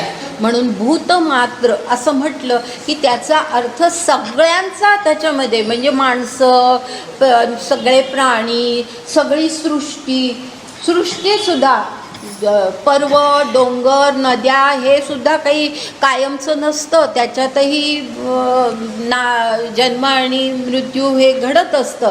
तर एकूणच सगळं त्या सगळ्याला उद्देशून भूत हा शब्द वापरला जातो. तर ही समजते ये भूते जन्मा आदी अमूर्ते, मग पातली व्यक्ती ते जन्मलेया. लक्षात आलं असेल ना की जन्मा आधी म्हणजे जन्माच्या पूर्वी ती अमूर्त असतात, अव्यक्त असतात. ही सगळी भूतं जी आहेत त्यांचे ती अमूर्त असतात. मग पातली व्यक्ती ते म्हणजे त्यांना व्यक्त स्वरूप येतं. जे अव्यक्त असतं ते व्यक्त होतं. मग पातली व्यक्ती ते म्हणजे जे अव्यक्त असतं जन्माआधी ते व्यक्त होतं जन्मलेया, म्हणजे जन्मानंतर ते व्यक्त होतं. वरचा श्लोक जरी पाहिला ना 28वा तसाच आहे पहा. अव्यक्तादिनी भूतानी व्यक्तमध्यानी भारत, अव्यक्त निधनान्येव तत्र का परिदेवना. म्हणजे त्या श्लोकामध्ये असं म्हटलंय की अरे अर्जुना, लक्षात घे ना की सगळी भूतं ही आधी अव्यक्त असतात, मध्यंतरीच्या काळामध्ये ती व्यक्त होतात आणि निधनानंतर पुन्हा ती अव्यक्त असतात. ती एक क्षयाशी जेथ जाती तेथ निभ्रांत आने नभती देखे पूर्वस्थितीच येती आपुलिये. म्हणजे त्या ठिकाणी असं म्हटलंय ती आहे म्हणजे ही सगळं जे व्यक्त आत्ता दिसतं ते जेव्हा क्षयासी जातं म्हणजे ते जेव्हा मृत पावतं त्यावेळेला तेथ निभ्रांत, निभ्रांत असं अर्जुनाला त्यांनी म्हटलंय की तू निभ्रांत राहा म्हणजे तुझ्या मनामध्ये कुठलाही भ्रम ठेवू नको, निभ्रांत राहा, निशंक राहा. ह्याच्या बाबतीत कुठली शंकाच घेऊ नकोस, निशंक मनाने हे लक्षात घे, निशंक हो आणि हे लक्षात घे की काय होतं तर तेथ निभ्रांत आनेनवती म्हणजे त्यांचं क्षय त्यांचा एकदा झाला की आने ह्याचा अर्थ दुसरं तिसरं काही होत नाही असं आपण जे म्हणतो ना की त्यांचं काय होतं मग क्षय झाल्यानंतर त्यांचं काय होतं तर त्यांचं का आणखी काही होत नाही. आणखी म्हणतो ना आपण तो आने शब्द, आणखी काही होत नाही, त्यांचं दुसरं तिसरं काही होत नाही. मग काय होतं तर देखे पूर्वस्थितीच येती आपुलिये म्हणजे त्यांची जी पूर्वस्थिती म्हणजे अव्यक्त, हां पहिल्यांदा अव्यक्त, मध्यंतरी व्यक्त आणि पुन्हा अव्यक्त, ही त्यांची पूर्वस्थिती जी होती जन्माच्या आधीची जी स्थिती होती त्या स्थितीला ते येतात. ते अगदी श्लोकामध्ये अगदी छान आहे. अव्यक्तादिनी भूतानी व्यक्तमध्यानी भारत अव्यक्त निधनान्येव, निधनानंतर पुन्हा अव्यक्त असं हे त्यांचं होतं. आता हे जे आहे ना ह्याच्यात हे सांगताना मी एका पाश्चात्य एका विचारवंताने एक फार सुंदर उदाहरण दिलं किंवा एक उपमा दिली आहे. ह्या अशाच प्रकारच्या विचारांच्या संदर्भामध्ये एक फार सुंदर उपमा दिली आहे आणि ती तुम्हाला सांगावीशी मला वाटते. त्यांनी काय म्हटलं आहे की असं डोळ्यासमोर तुम्ही आणा, म्हणजे मी तुम्हाला सांगते की असं चित्र डोळ्यासमोर आणा की एक नदी आहे, नदीला 2 तीर आहेत, या तीरापासून त्या तीरापर्यंत एक पूल आहे आणि नदीच्या दोन्ही तीरांवरती खूप धुकं साचलं, खूप धुकं आहे म्हणजे काही तिथलं काही दिसत नाही आहे, तिकडे खूप धुकं आहे आणि मधला पुलाचा मधला भाग फक्त आपल्याला दिसतोय आणि त्या ठिकाणी काय दिसतंय, माणसं दिसत आहेत, वाहनं दिसत आहेत, इकडनं कोण इकडे जात आहे, कोण इकडून इकडे जात आहे, पण आपल्याला कळतच नाही की हे मध्ये जे दिसतात ते इथून येतात म्हणजे कुठून येतात आणि ते जातात कुठे, कुठून येतात आणि कुठे जातात.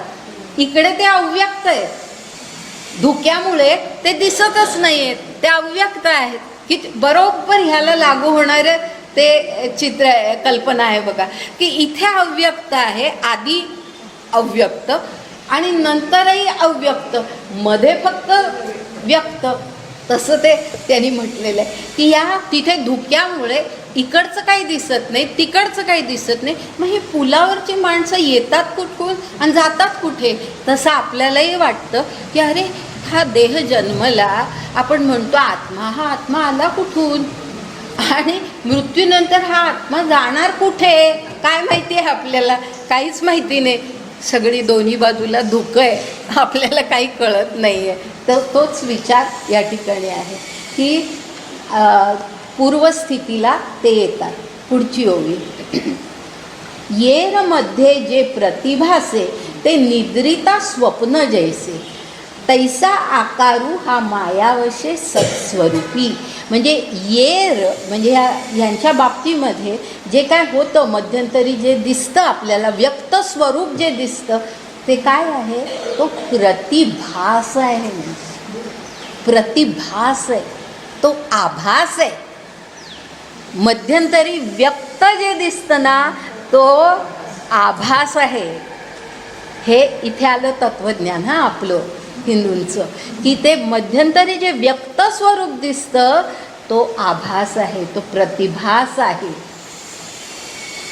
आणि तो कसा आहे, ते निद्रिता स्वप्न जैसे, म्हणजे जसं एखाद्या झोपलेल्या माणसाला स्वप्न पडावं आणि स्वप्नामध्ये जे दिसतं ते त्याला खरंच वाटावं की खरंच. मी तुम्हाला जनकाचंही उदाहरण दिलं की त्याला रंक झाल्यावर दिसला, आपण रंक झालो आहे स्वप्नामध्ये असं त्याला दिसलं आणि तो इतका घाबरला की काय म्हणजे हे इतकी अशी आपली परिस्थिती असते ना, ते आपल्याला खरंच वाटतं.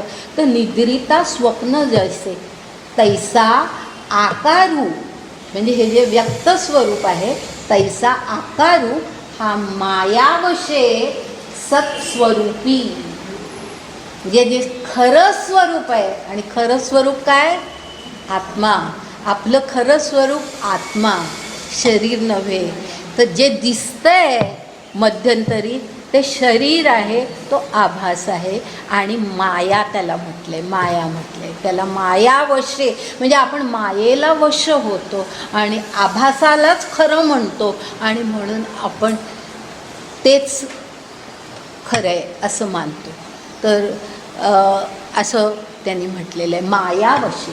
अर्थात हा जो आत्तापर्यंत माया माया शब्द जो अनेक वेळेला आला, ह्याच्या आधी येऊन गेलेला आहे, त्या माया शब्दाचा चुकीचा अर्थ घेऊ नका. ह्या माया शब्दाचा फार सुंदर अर्थ ज्ञानेश्वरांनी सांगितलेला आहे. आपल्याला तो पुढे बघायचा आहे. मी आत्ता अगदी सगळ्या ह्याच्यामध्ये जात नाही, पण हे इथे एवढंच फक्त आपण लक्षात घेऊ की सत्स्वरूपाला आकार ज्या वेळेला प्राप्त होतो, म्हणजे तो व्यक्त जेव्हा दिसतो त्यावेळेला ते मायावशाने, आपण मायावश झालेलो असतो म्हणून तसं दिसतं.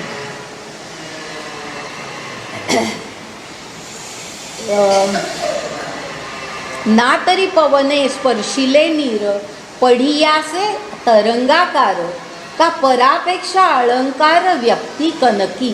उदाहरणं देतात ते, आणि असं उदाहरण दिलं आहे. एवढंच फक्त मी एवढीच फक्त उभी घेते की ना तरी पवने स्पर्शिले नीर. हे उदाहरण आधी एकदा येऊन गेले की वाऱ्याने पाणी, नदीतलं पाणी हलतं आणि आपल्याला काय दिसतं, लाटा दिसतात, तरंग दिसतात. तर पवने स्पर्शिले नीर, नीर म्हणजे पाणी. तर पाणी स्पर्श केला वाऱ्याने की ते आपल्याला तरंग, पढियासे याचा अर्थ आपल्याला भासतं, आपल्याला दिसतं, आपल्याला वाटतं की तरंग आले. आणि म्हणजे आपण त्या तरंगांनाच खरं म्हणतो, कारण ते तरंग आपल्याला जास्ती दिसतात, वरती दिसतात. तसं आपलं आहे. त्या व्यक्त स्वरूप आपल्याला कळतं आणि अव्यक्त स्वरूप म्हणजे जे पाणी आहे ते आपण विसरतो, त्या तरंगांकडेच आपण पाहत राहतो. काय सुंदर दिसतोय समुद्र असं आपण म्हणतो, कारण त्या लाटा आपल्याला मोहून टाकतात. तर असं ते जे आहे पढियासे तरंगाकार, म्हणजे आपण ते तरंगाकार जे दिसतं ते आपल्या लक्षात जातं. आणि दुसरं एक उदाहरण दिलं आहे, का ह्याचा अर्थ किंवा, किंवा परापेक्षा अलंकार व्यक्ती कनकी. ह्याचा अर्थ असा की परापेक्षा, ह्याचा चुकीचा अर्थ घेऊ नका. परापेक्षा ह्याचा अर्थ असा आहे, पर म्हणजे दुसरा माणूस, परमाणूस, परव्यक्ती. हां, कोणीतरी दुसरी व्यक्ती किंवा कोणीही व्यक्ती, परव्यक्ती तिच्या अपेक्षेनुसार म्हणजे तिच्या इच्छेनुसार. परापेक्षा म्हणजे कोणातरी व्यक्तीच्या इच्छेनुसार, अपेक्षेनुसार काय होतं, अलंकार व्यक्ती कनकी. म्हणजे कनक म्हणजे सोनं, सोनं जे असतं फारसं काही आपल्याला एवढं ते लक्षात जात नाही. जरी मूर्त स्वरूपात असलं तरी एवढं काही असं आकर्षक वाटत नाही. पण त्याला ज्या वेळेला अलंकार त्याचा घडवला जातो आणि तो कोणाच्या इच्छेनी, तर परापेक्षा म्हणजे कोणाच्या तरी इच्छेनी, सोनाराच्या इच्छेनी असेल किंवा कुणाही ग्राहकाच्या इच्छेनी असेल, त्याचा जेव्हा अलंकार बनवला जातो त्यावेळेला तो आपल्या लक्षात जातो. जास्त ते मूर्त स्वरूप आपल्या लक्षात जातं. म्हणजे त्यांना हे आपल्या मनावर पटवायचं आहे की आपण फक्त व्यक्त जे होतं, जे मूर्त आपल्याला जे आकर्षित करतं त्याच्याचकडे आपण लक्ष देतो. आणि तो खरं म्हणजे आभास असतो, ती माया असते, हे आपण लक्षात घेत नाही.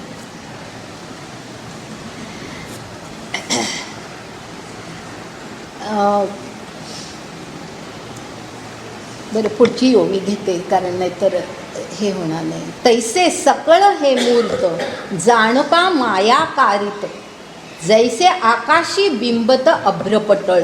म्हणजे तैसे सकळ हे मूर्त. आता हे एवढं तुम्हाला समजतं हो ना. तैसे सकळ हे मूर्त जाणपा माया कारित, म्हणजे जे जे व्यक्त स्वरूपामध्ये आपल्याला दिसतं ते माया आहे असं आपण लक्षात घ्यायचं. माया कारित म्हणजे त्याचे आकार हे मायेनी आपल्याला भासतायत, तो आभास आहे, हे आपण लक्षात घ्यायचं आहे. जैसे आकाशी बिंबत अभ्रपटळ, म्हणजे आकाशामध्ये अभ्र म्हणजे ढग येतात जातात येतात जातात, पण ते ढग म्हणजे काही आकाश नव्हे. ढग जरी गेले वाऱ्याने, समजा निघून गेले, आकाश जिथल्या तिथे आहे, ते सत्स्वरूप. म्हणजे आपण ढगांकडे लक्ष देतो, त्याच्याकडे लक्ष न देता त्या आकाश हे सत्स्वरूप आहे, हे आपण लक्षात घ्यायचं. तैसे आधीची जे नाही तया लागी तू रुदसी काही. काय सुंदर शब्द आहेत. ज्ञानदेव म्हणजे त्यांचं काव्य इतकं सुंदर आहे. तैसे आधीची जे नाही तया लागी तू रुदसी काही. आधीची म्हणजे मुळात जे नाहीच आहे, म्हणजे जे दिसतंय व्यक्त स्वरूपामध्ये ते मुळात नाहीच आहे, ते खरं नाही आहे. खरं आहे ते वेगळंच आहे.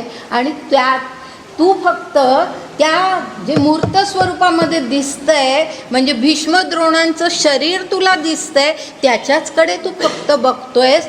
आणि तया लागी तू रुदसी काय, ते बघून तू रडतोयस. पराक्रमी वीर आहेस तू, जाणता आहेस, शहाणा आहेस, आणि तू रडतोयस. तू अवीट ते पाही चैतन्य एक, म्हणजे तू जे नाशवंत जे नाही, अवीट, ज्याचा कधी नाश होत नाही, जे कधी विटत नाही, म्हणजे ज्याचा कधी नाश होत नाही, ते जे चैतन्य आहे ते तू पहा. आणि चैतन्याचा अर्थ मी सांगितला अनेक वेळा, आतापर्यंत हा शब्द आलेला आहे. चैतन्य, आत्मा, परमात्मा, हे सगळं एकाच अर्थी आहे. हे सगळे शब्द एका अर्थी आहेत. तर ते जे चैतन्य एक आहे, अवीट आहे, त्याच्याकडे तू लक्ष दे, असं ते सांगतात.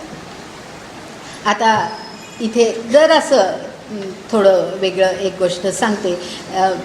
मी आधी एकदा वर्गात सांगितली होती, पण त्यावेळेला काही जणं नव्हती, म्हणून पुन्हा मी एकदा सांगते. विवेकानंदांचा उल्लेख मी केला होता, आठवतो का पहा. विवेकानंदांचा उल्लेख अशाच संदर्भामध्ये मी केलेला होता. आणि विवेकानंद एकदा म्हणजे जेव्हा ते अमेरिकेमध्ये होते त्यावेळेला एका विद्वान बाईने, म्हणजे जी तत्त्वज्ञानाचा अभ्यास करणारी होती, भारतीय हिंदू तत्त्वज्ञानही जी अभ्यासत होती वगैरे वगैरे, ह्यांची सगळी व्याख्यानं ती ऐकत असे, अशी बाई, विद्वान बाई होती. तर तिने एकदा त्यांना असं विचारलं की तुम्ही हे जे सगळं सांगता हे मला पटत नाही आहे. कारण का, म्हणजे ती स्पष्टीकरणही केलं तिने. ती म्हणाली की जे सत्य दिसतं त्याला तुम्ही आभास म्हणता, आणि जे काही दिसतच नाही त्याला तुम्ही सत्य म्हणता. हे जे काही तुमचं तत्वज्ञान आहे ते तिने फार सुंदर शब्द वापरले. ती म्हणाली की isn't it like hypnotising, isn't it like hypnotising. Hypnotism आहे ना, हिप्नॉटिझममध्ये काय करतात की जे नाही त्याला हो म्हणतात तसं तो माणूस हो म्हणतो. तर इजंट इट लाईक हिप्नोटायझिंग असं तिने विचारलं विवेकानंदांना. आणि विवेकानंदांनी तिच्या शब्दात फार सुंदर उत्तर दिलं आणि ते म्हणाले, no, our philosophy is not hypnotising, it is dehypnotising, it is dehypnotising. इतकं सुंदर उत्तर होतं. It is dehypnotising. ह्याचा अर्थ असा की डी जेव्हा शब्द वापरला जातो त्यावेळेला ते नष्ट करणं असा त्याचा अर्थ असतो.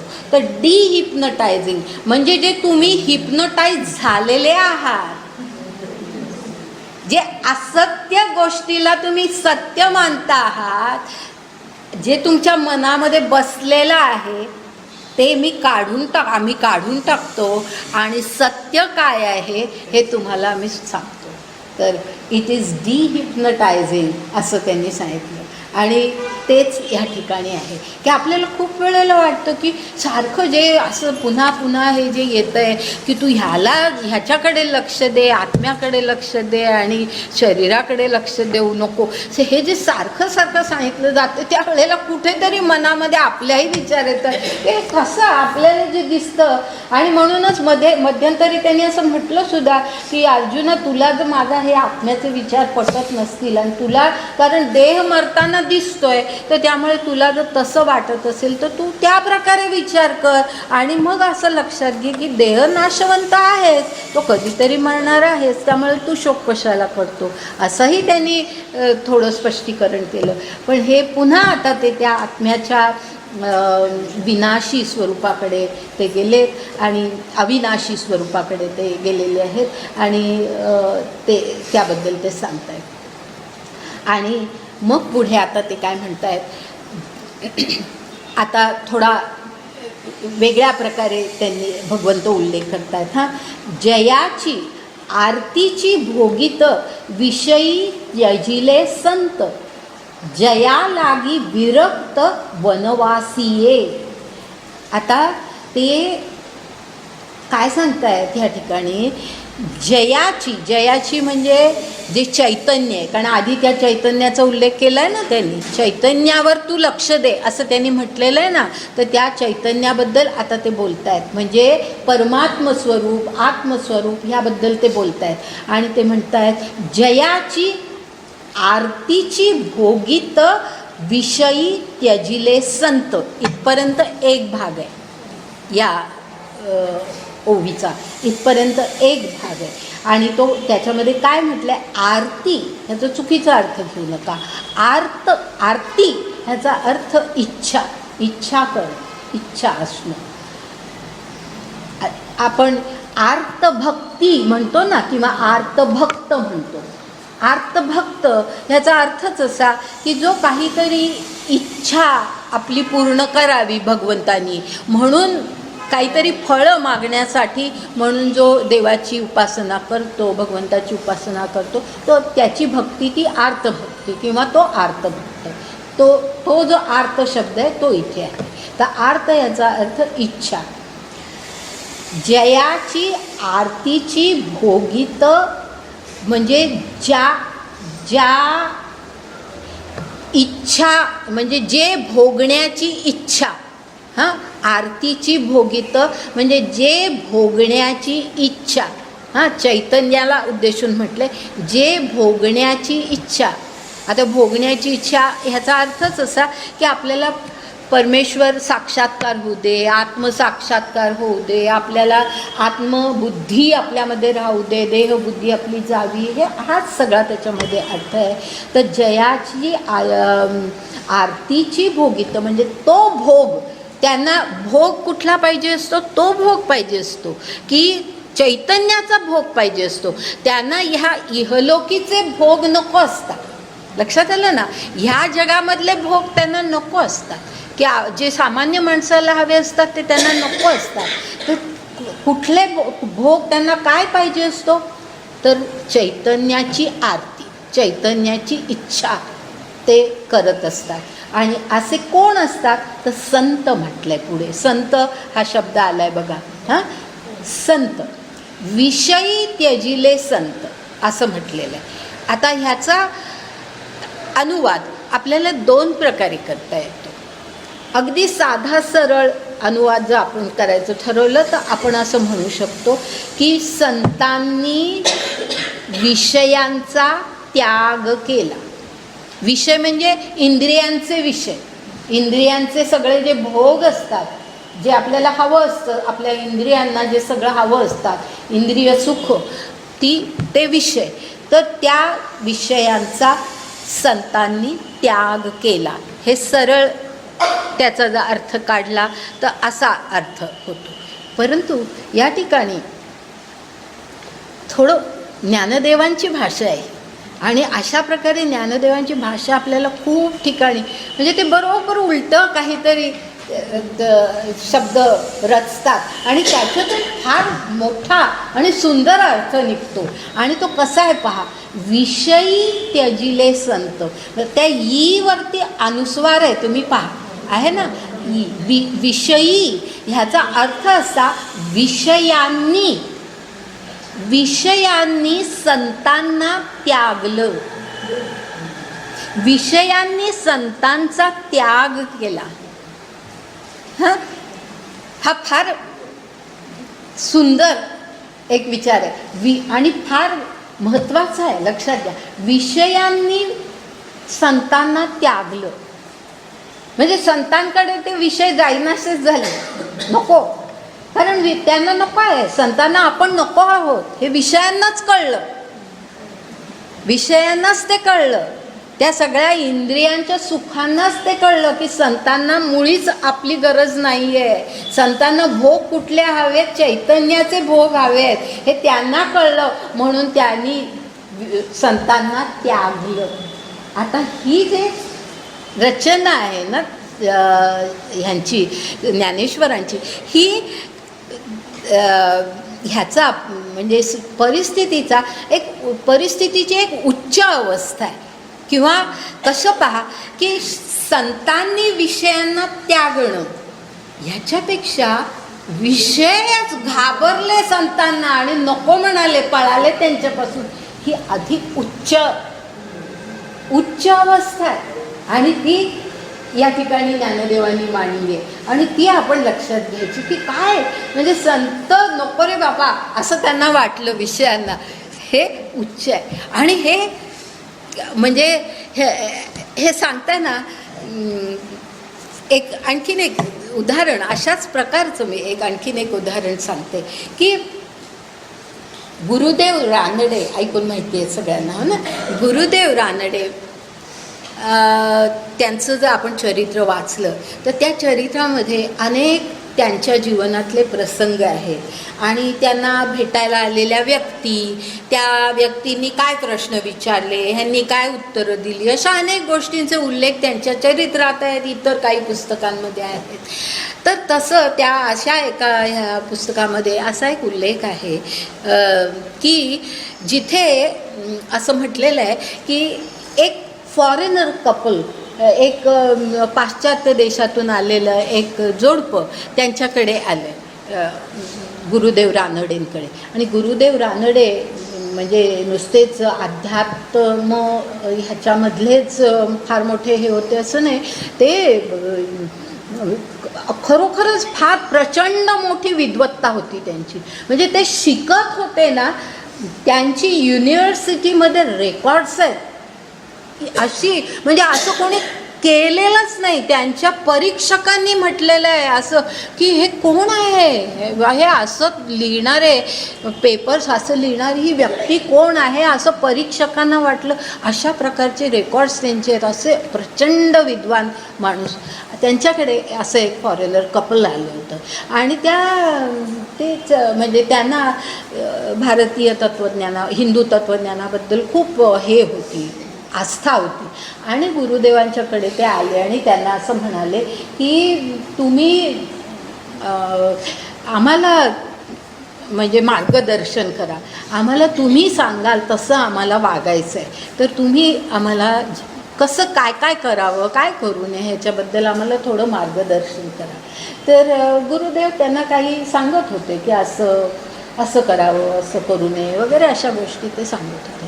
असं सांगत असताना मध्येच तो जो पुरुष होता तर तो काय म्हणाला की म्हणजे इंग्लिशमध्ये त्यांना म्हणाला की असं नाही का की म्हणजे तुमचं सगळं ऐकल्यानंतर मला असं वाटतं की तुमचं मत असं आहे की सगळे जे नीती नियम असतात त्यांचं आपण अगदी योग्य प्रकारे पालन केलं पाहिजे, अगदी नीती नियमांनुसारच आपण वागलं पाहिजे, ते आपण कधीही सोडता कामा नयेत, असंच तुम्हाला म्हणायचं आहे ना. म्हणजे मी म्हणतो मला जे काही समजलं आहे ते बरोबर आहे ना, असं त्यांनी विचारलं. त्यावेळेला गुरुदेवांनी त्याला जे काही सांगितलं, उत्तर जे दिलं ते इतकं सुंदर उत्तर आहे. गुरुदेव त्याला म्हणाले, गुरुदेवांचा खूप विश्वास ह्याच्यावर होता, नामस्मरणावरती होता. आणि ते त्याला म्हणाले की मी तुला एकच सांगतो की तू अखंड नामस्मरण कर आणि अगदी मनापासून त्याच्यामध्ये तू अगदी पूर्ण व्यग्र होऊन जा, सगळं बाकीचं विसरून जा. नामस्मरण हे तुझ्या जीवनाचं सर्वात महत्त्वाचं अंग असू दे.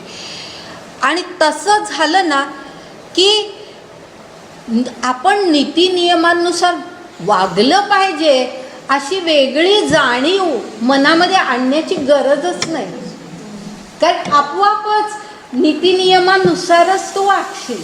म्हणजे एकदा का आपण त्या पंथाला लागलो, आपण एकदा का त्या मार्गाला लागलो आणि त्याच्यामध्ये पूर्ण आपलं सगळं व्यक्तिमत्व आपण हे केलं की त्यानंतर अशी परिस्थिती निर्माण होते की आपण नीतीनुसार वागतो आहोत का नाही असा प्रश्नसुद्धा मनामध्ये निर्माण होणार नाही, आपण नीतीनुसारच वागणार. तर त्यामुळे त्यांनी सांगितलं तू फक्त अखंड नामस्मरण कर, आपोआपच तुझ्या हातून नीती बाह्य वर्तन जे काय आहे ते सगळं टळेल, तू कधी अयोग्य मार्गाला कधी जाणारच नाही. ते जसं आहे ना तसंच इथे आहे की संतांनाच मुळी त्यांनी त्यागलं की तशाच प्रकारचा विचार आहे. म्हणून मी हे मुद्दाम उदाहरण सांगितलं की संतच नको रे बाबा हे असं त्यांना, म्हणजे असं एकदा त्या प्रकारे आपण वागायला लागलो की अशी परिस्थिती निर्माण होते आणि ती संतांच्या बाबतीमध्ये असते असं त्यांनी म्हटलं आहे. आणि त्या पुढे ते म्हणतात, आता हे सगळं चैतन्याच्या बाबतीत आहे, एकदा तुम्ही चैतन्य प्राप्ती आपल्याला व्हावी. आणि प्राप्ती ह्याचा अर्थ की आपण त्याचा अनुभव घ्यावा, चैतन्याचा अनुभव घ्यावा, चैतन्याचा साक्षात्कार आपल्याला व्हावा, हा अनुभव आहे. हे काही कुठे ग्रंथामध्ये वाचून किंवा कोणी सांगून घडणारी ही गोष्टच नाही आहे, हे सगळं आपलं ह्याच्यामध्ये आपोआप अनुभवाला येणाऱ्या गोष्टी आहेत. आणि ते अनुभवाला कधी येतं तर अशा वेळेला येतं की संतांसारख्या ज्या व्यक्ती असतात त्यांच्यापासून सगळे विषय आपोआपच दूर होतात, म्हणजे मग चैतन्याची प्राप्ती होते. तसंच पुढे म्हटलंय, जया लागी विरक्त वनवासीये, म्हणजे विरक्त वृत्तीची जी माणसं असतात ती माणसं वनवासीये, म्हणजे ते सगळं घरदार सोडून वनवास पत्करतात की नको आम्हाला आता संसारामध्ये राहायचं नाही आहे, आम्हाला वनवासात राहायचं आहे, असं विरक्त व्यक्तीची माणसं असतात ती म्हणतात. म्हणजे त्यांना फक्त एकच हवं असतं आणि ते म्हणजे चैतन्याची प्राप्ती. तो भोग, तेवढाच भोग त्यांना हवा असतो, बाकी कुठलेही भोग त्यांना नको असतात. पुढे, दिठी सुनी जयाते ब्रह्मचर्यादी व्रते मुनीश्वर तपाते आचरताती. दिठी सुनी हे शब्द आत्तापर्यंत येऊन गेलेत आणि त्याचे अर्थ मी सांगितलेत, परत एकदा सांगते. दिठी याचा अर्थ दृष्टी आणि सुनी याचा अर्थ फक्त. ज्यांची दृष्टी फक्त ब्रह्मचर्यादी व्रते म्हणजे ज्यांची दृष्टी म्हणजे ज्यांचे विचार फक्त चैतन्यावर केंद्रित झालेले असतात, आत्म्यावर केंद्रित झालेले असतात, ते काय करतात तर ते ब्रह्मचर्यादी व्रते पाळतात. म्हणजे कोणी वनवासात जातं, कोणी अशा प्रकारे ब्रह्मचर्याचं व्रत पालन करतात. तसंच पुढे म्हटलंय मुनीश्वर तपाते आचरताती. म्हणजे मुनीश्वर जे असतात, मुनी ऋषी मुनी, ते काय करतात तप करतात आणि ते सुद्धा तप त्यासाठीच असतं, आत्मानुभव यावा म्हणून ते असतं. तर अशा प्रकारे त्यांचं होतं. थोडं पुढचं मी 76व्या ओवीपर्यंत घेते, कारण हे तेवढे विचार हे म्हणजे ज्याला ज्ञानात्मक बुद्धी त्याला देण्याचा जो प्रयत्न आहे ना तो ह्या 30व्या श्लोकापर्यंत आहे आणि म्हणून मी तिथपर्यंत घेते भाग. म्हणजे आपल्याला त्यानंतर मग पुढे एक वेगळं विवेचन करायचं. आता आपण पाहतो ती 172वी ओवी. 172वी ओवी.